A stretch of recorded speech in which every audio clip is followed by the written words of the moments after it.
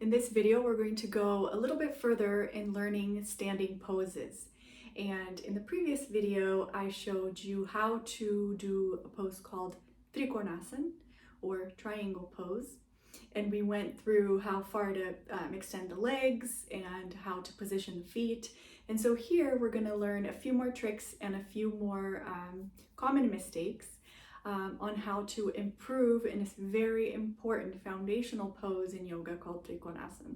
So in these videos, I teach you little bits of poses, decompose so that you can do them. And then if you want to add them to a flow, or if you want to practice a sequence of poses, you can use everything that you've learned from an individual pose and you can put them together into a full practice.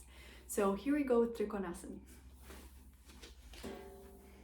Okay, so if you remember, we learned how to measure the distance between the legs, how to position the feet, the heels and the arches, and how to do that. So that's on the previous video. I'll link it at the end of this video. So for trikonasana, we're always going to start with the right foot forward. So going to the right first, so that the left leg can be extended. So, and the reason for this is that's how we improve digestion with the pose. So, you know, a big part of doing yoga is improve digestion and improve health with that.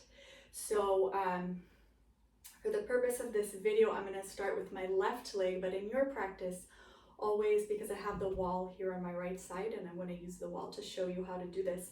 So start with your right foot, you know, facing out, not your left. Okay, so here we go. We practice near a wall for this tip, and we're going to come to our stance here. So it's one leg plus a foot, right? And I have my heel to heel stance here. So if I had a line drawn on the map, I would have both heels on the line. And I'm going to turn, in this case, my left foot forward. But you would start with the right foot forward. Okay. And then the left, my back foot, right? In this case, my right foot, I have the heel towards the wall. And then I bring the feet a little bit away from the wall, so I give it an angle. Great. So here, if we remember, we're going to tuck the pelvis, imagine, or at least start thinking of this outward rotation of the legs, and then make sure that the knee isn't rolling in, right? So if the knee rolls in, it probably means the ankle is also collapsing and rolling in. So rotate that ankle out, and the knee is, you know, aligned and not rolling in, and you can even roll it out.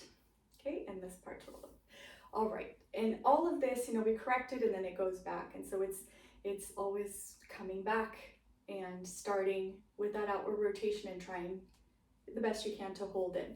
And so how do you know how far to hold the pose, how far to go into a pose will always, this is true for every pose, depend on your breath. If you're holding your breath, if you have labored breathing, or if it's very difficult to breathe, back off or come out of the pose.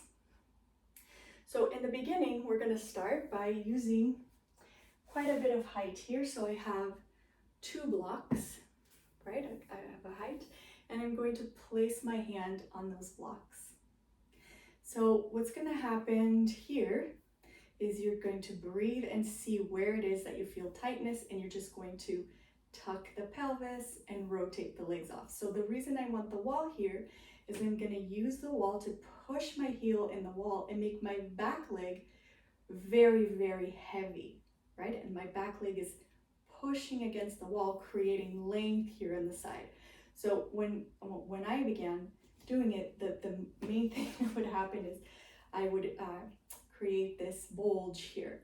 And so remember, if you can remember the sensation of my hand here, we remove this tightness, and it's gonna also talk to the tightness in the legs. So it's always that, you know, other poses will inform this pose, this full pose will inform other poses. So here we work on removing this curve here and pressing the back heel against the mat and pushing against the wall.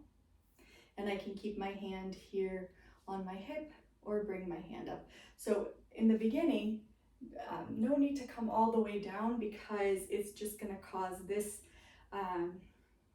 this issue, and then the leg is not, it's not going to be nice and firm against the wall. So it's better to work on this action of pressing the back foot against the wall and tucking and removing this tendency to bring the rib cage up here. All right, it's going to really work the inner leg and the feet. So first thing, rotate the ankle out so we don't have a collapse of the ankle. Make sure that the knee is not turning in. Push the back leg into the wall, into the floor and the wall. Lift the arches and receive that inner lift, and then remove this bulge. And you can have the hands on the hips and the hands up.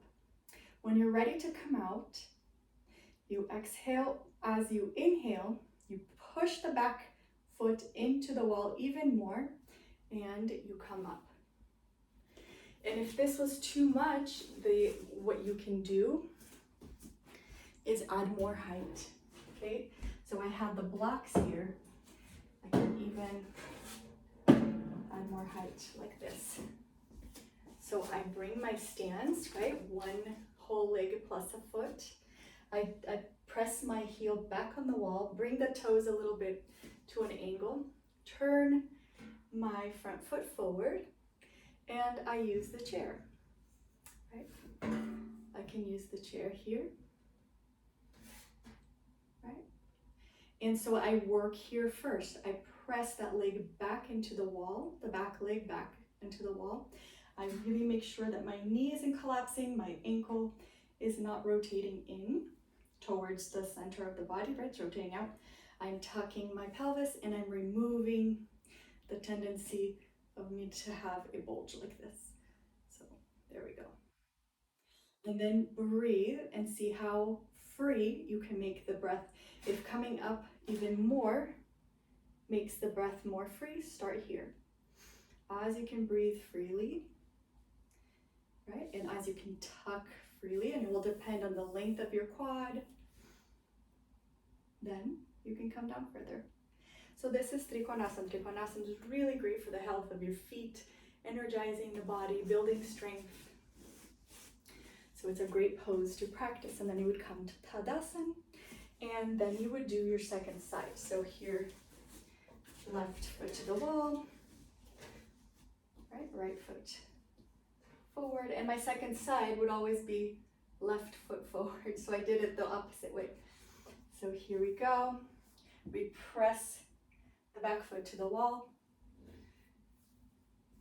And I always want to have my support on the outside of my leg. So I don't want to have my hand on the inside. I want to have it on the outside of the leg. Okay, so here we are, pressing and removing the tendency to bring this part up. Okay, sometimes the neck here gets really strained. So a good way to work on this is to support the neck. So you can always support the neck, or find a staircase or some kind of railing where you can rest your head, or a table if you're further up. I'll show you here.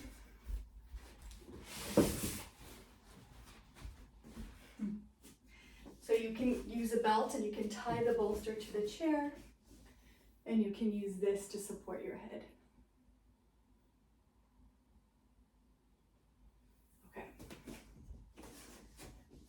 Okay.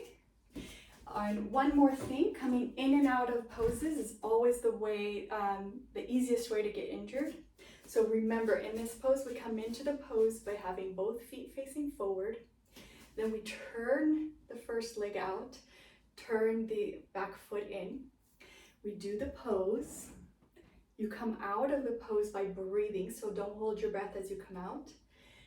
For Trikonasana, you turn both feet forward first, and then come out. So always be very mindful of the way you're coming in and out of the pose.